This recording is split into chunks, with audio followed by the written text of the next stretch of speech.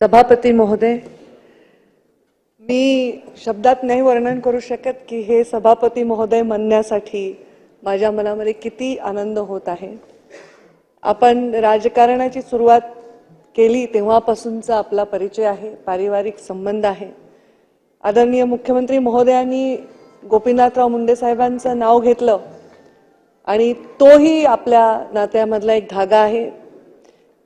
मंत्री म्हणून काम करत असताना, सहकारी म्हणून काम करत असताना अनेक माझे समकालीन जे माझ्याबरोबर काम करणारे नेते आहेत, बऱ्याच लोकांना मी नावाने हाक मारते, पण राम भाऊ हा शब्द भाऊ याशिवाय मी कधीही उच्चारला नाही। असं आदरणीय राम शिंदे आज आपण सभापती या सर्वोच्च स्थानावर विराजमान झालात, याबद्दल मी मनापासून आपलं अभिनंदन करते। मंत्रिमंडळामध्ये 2014 ते 19 आपण एकत्र काम केलेलं आहे। आपण मुख्यमंत्री महोदयांनी जे सांगितलं तसे किती भावनिक आहात, किती हळवे आहात याचा अनुभव वेळोवेळी मी घेतलेला आहे। मुंडे साहेबांच्या मृत्यूच्या नंतर बरेच कार्यकर्ते रात्री 2-2, 3-3 वाजेपर्यंत आमच्या घरी यायचे आणि बसून राहायचे, काही करायचे नाही। मी माझ्या खोलीमधनं बाहेर यायचे आणि रामभाऊ नुसती नजरेला नजर जरी दिली तर ढसाढसा रडायचे। कितीतरी वर्ष ही आमची भावना तशीच राहिली। त्या दुःखातून बाहेर ते पडू शकले नाही, इतके ते हळवे। मुंडे साहेबांनी खूप तुमच्यावर प्रेम केलं। मला आठवतं की अगदी हेलिकॉप्टरमध्ये आम्ही प्रवास करत असताना रामभाऊंना हेलिकॉप्टर लागायचं, त्रास व्हायचा, मुंडे साहेब पाठीवरून हात फिरवायचे, तू काळजी करू नको, तुला त्रास होतोय, तू काळजी करू नको। इतका जीव तुमच्यावर लावला। मधल्या 5 वर्षात मी राज्याच्या राजकारणामधून बाहेर गेले, पण काही वळून नात्यांकडे मी जेव्हा पाहिलं तर त्या नात्यांमध्ये कधीही मनापासून दुरावा मला वाटला नाही। आता अजितदादांनी उल्लेख केला की रामभाऊ माझी सभा झाली असती तर रामभाऊ इथे असते, पण रामभाऊ तुम्ही आमच्या सगळ्यांवर वर्चस्व असावं याच्यासाठी त्या महत्त्वाच्या त्या खुर्चीवर आहात। असं म्हणतात की राजा हरिश्चंद्र त्यांच्या सिंहासनावर बसायचे तर त्यांच्याकडून कधीही अन्याय व्हायचा नाही। तसंच काही खुर्च्या ह्या अशाच असल्या पाहिजे, त्या निस्पृह असल्या पाहिजे, निरपेक्ष असल्या पाहिजे।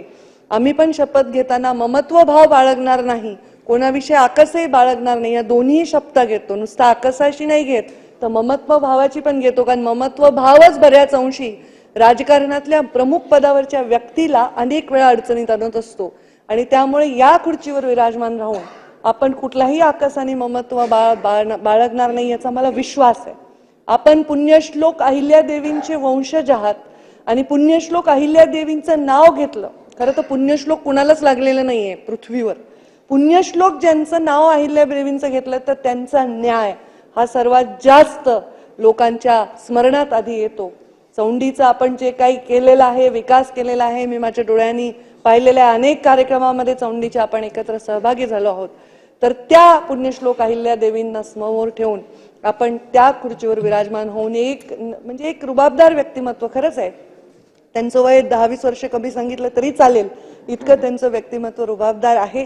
त्यांच्या मातोश्री इथे आहेत, जरी त्यांनी पुण्यश्लोक अहिल्यादेवींच्या वंशज म्हणून जन्म घेतला असेल तर अत्यंत कष्टाने त्यांचे दिवस गेलेले आहेत। वडील सालानी काम करत होते आणि जेव्हा पहिल्यांदा रामभाऊ तुम्ही राज्यमंत्री झालात तो प्रसंग आजही मला आठवतो। तुमच्याही डोळ्यात पाणी होतं, माझ्याही डोळ्यात पाणी होतं आणि तुमच्या वडिलांकडे ज्या सभेमध्ये मी पाहिलं तर सभेमध्ये मंत्री म्हणून मुलगा मंचावर असताना वडील पब्लिकमध्ये बसलेले होते आणि त्यांनी उभा करून दाखवलं की हे माझा वडील आहेत, हे माझे वडील।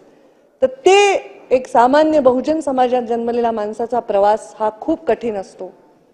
त्याला ह्या 2 ओळी प्रत्येक त्या माणसाला मी समर्पित करते, तुम्हालाही कळेल। मैं उस माती का वृक्ष नहीं जिनको नदियों ने सींचा है, बंजर जमीन पर रहकर मैंने मृत्यू से जीवन खींचा है। तुमचा स्वाभिमानी बाणा तसाच राहू द्या, तुमचा रुबाब तसाच राहू द्या आणि तुमचा न्याय तसाच राहू द्या, या मनापासून तुम्हाला शुभेच्छा देते आणि मी माझ्या वाणीला विराम देते। धन्यवाद। अनिल परब, एबीपी माझा, उघडा डोळे बघा नीट।